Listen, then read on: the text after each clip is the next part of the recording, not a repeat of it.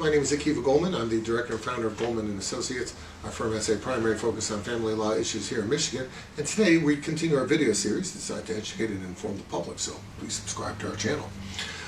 I want to talk about a very interesting thing that comes up on occasion regarding the interplay between divorce and annulment.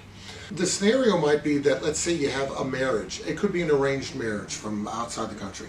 And people end up moving to the United States, and they all of a sudden realize, one of them realizes, this is not for me.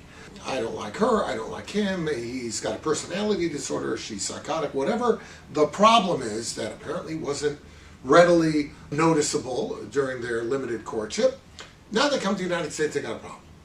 So the question becomes whether or not this is something that is ripe for an annulment, or whether or not it's a divorce. Now, typically, when we get inquiries like this, there's always a time element that's part of the inquiry.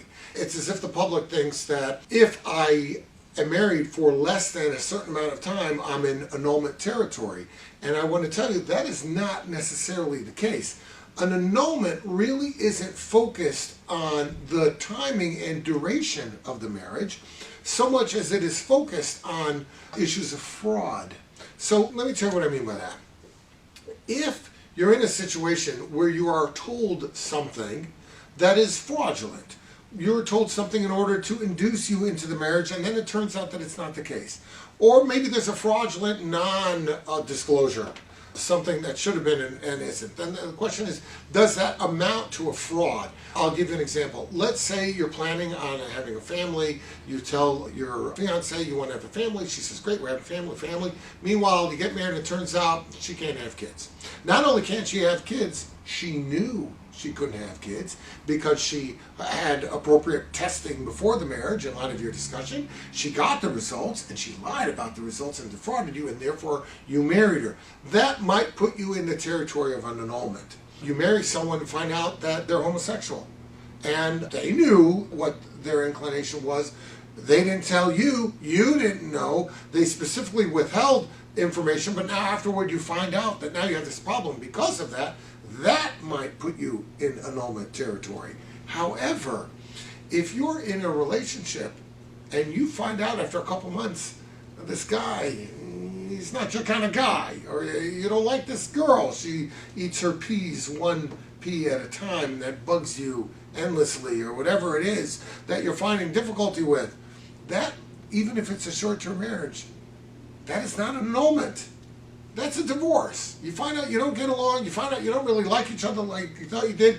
That's not fraud. That's just two people who probably should have taken longer to get to know each other beforehand, but they didn't. Whatever. You find this out, or maybe it's something else. Maybe you realize you don't have the same problem-solving mechanism. You don't have the same beliefs about money. She's a saver, you're a spender, whatever. These kind of things. This is not annulment territory. This is not a fraud. This is not something where there was a deliberate effort to conceal a material fact from you to induce you to marry. That's not what this is. This is a situation where you've realized this person's not for you. In that scenario, even if it's only a month in, that's not an annulment. That's a divorce. Now, what's the difference? Well, I have to tell you that it's hard to get an annulment from the standpoint of what needs to be proved for the court to grant it.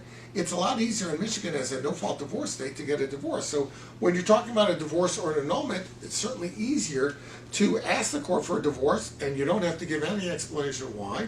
It's easier to get it. When you start talking about an annulment, then all of a sudden the court has to have a hearing to determine if there's proofs to support an annulment, if there's sufficient fraud. If there was fraud, was it a material fraud? Did it actually induce you? Was it actually known? All these things, it's complicated to get the annulment. So in a situation like that, it's very important to understand that it's not the time of the marriage or its duration that goes to the issue of annulment versus divorce. It's more about whether or not it was a fraud. If you have any specific questions about that, reach out and we'll be glad to help you out.